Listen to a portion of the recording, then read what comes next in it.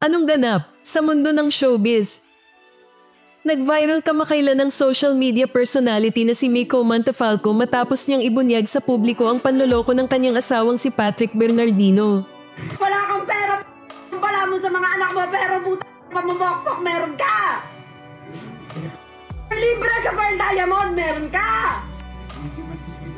Amo, sino gawa sa'yo si Ben? Sino sila? Ano, nagkamagay sila Carlo? Checking kayo, pre? Ganon? Sino gumastos? Si Ben! Pogi mo!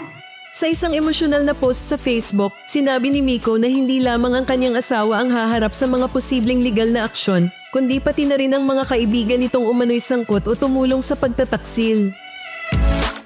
Ayon sa kanya, idadamay ko kayong lahat.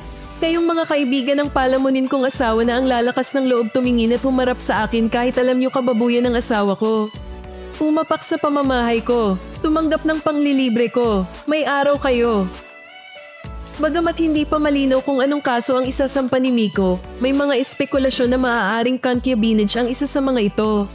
Ang concubinage ay isang kasong kriminal sa ilalim ng Revised Penal Code ng Pilipinas na nagpaparusa sa asawang lalaki na napatunayang nakikiapid sa ibang babae habang kasal pa. Ang parusa rito ay pagkakakulong mula 6 na buwan at 1 araw hanggang 4 na taon at 2 buwan. Ibinahagi rin ni Miko na dati na siyang may hinala sa pagtataksil ng asawa ngunit pinili niyang magpatawad alang-alang sa kanilang pamilya. Ngunit ngayon, aniya, ay sapat na ang kanyang ebidensya upang patunayan ang kasalanan ng asawa at ng mga kaibigan nitong sangkot.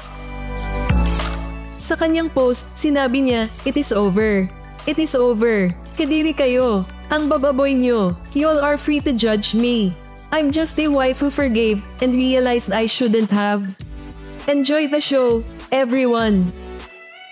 Sa ganitong sitwasyon, may legal na pananagutan ba ang mga kaibigan ng asawang nagtaksil kung napatunayang sila'y tumulong o naging kasabwat sa pagtataksil?